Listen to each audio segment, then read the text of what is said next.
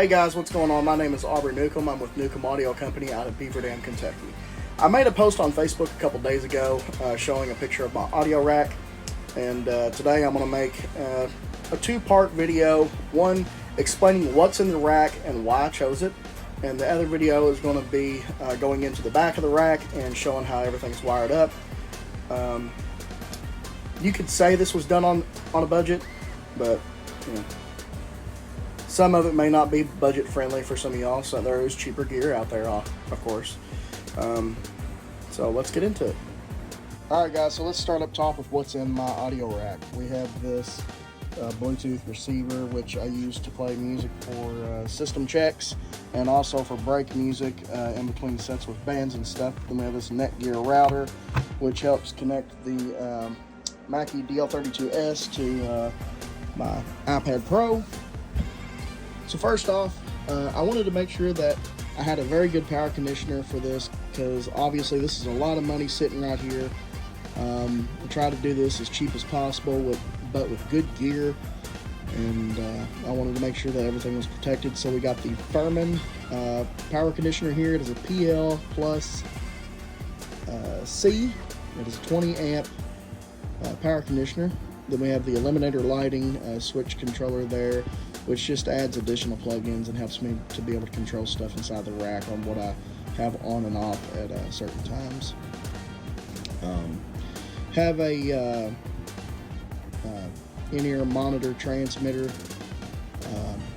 off of Amazon. It's just something cheap, because I only use it for me 99% of the time, unless somebody wants wireless in-ears that doesn't have their own. I can unplug this from the headphone output of my mixer and get me an adapter and plug it into any of these monitor outputs. There's 8 outputs on this board. Going back up, this is a GTD Audio G622 wireless receiver. It's got 2 microphones that come with it. It's a UHF frequency. It's been pretty good for the time that I've owned it. It does cut out every now and then when you get about 50 or more feet away from it. So it does good as long as you're in line of sight and within 50 feet of the receiver. It's not the best quality. I wouldn't put it in a professional setting by any means, but it is good for the money. I will be switching it out and getting a Phoenix Pro wireless mic system. It has 4 microphones that come with it in the future. Moving on down, we have a Mackie DL32S. It's obviously a 32 channel digital mixer, completely 100% iPad controlled. It does not come with any console like the Behringer 32. So this is completely iPad controlled. Coming down here, I know y'all see some inputs on here that I've got plugged in already. These 2 here are my left-right for the Bluetooth up there. These channels down here are just stuff that lives inside the rack. This never changes. This one is an open channel for an extra wireless mic if I want to put one inside the rack to live in here. 30 and 31 channels here are the left to right for the GTD audio microphones. I just use those for guest mics if we need them, or if I want, I can take these and move them up here and use them for performance if we want to. This is my TalkBack mic. It is an Audio Technica wireless microphone that lives inside the rack here. It's got 8 monitor outputs, like I said. I'm only using 4 to 5 per channel, or per gig most of the time. I hardly ever use more than 5, but I have 8 if need be. The reason I have them plugged in like this is so I'm not constantly plugging in and unplugging from these outputs, because you know, wear and tear over time, these outputs will wear out. So it's just easier to have this 8-channel snake run into the back of the amp rack here, plug my XLR cables into the other side of the snake. That way this does not get wore out as quick.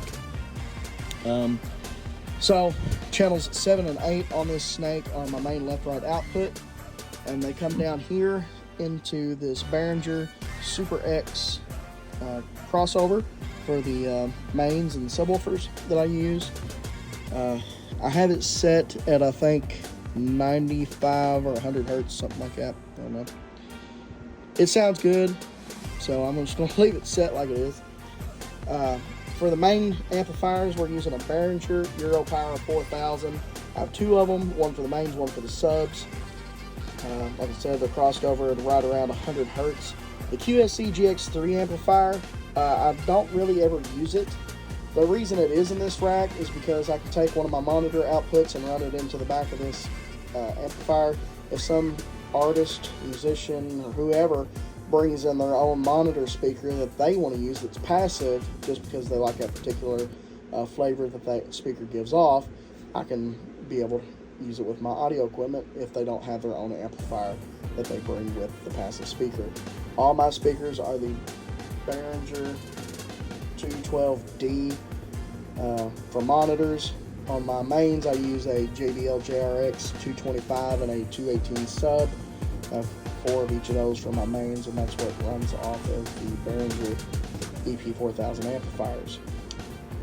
So if anybody wants any more detail about any of this stuff, shoot me a comment below and I can make specific videos on any of this equipment for you if you really want me to get in depth and detailed with any of this equipment.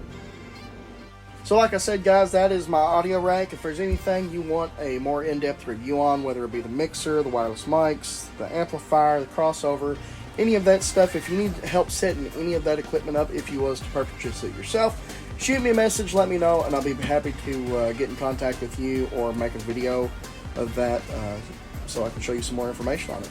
So until next time, peace.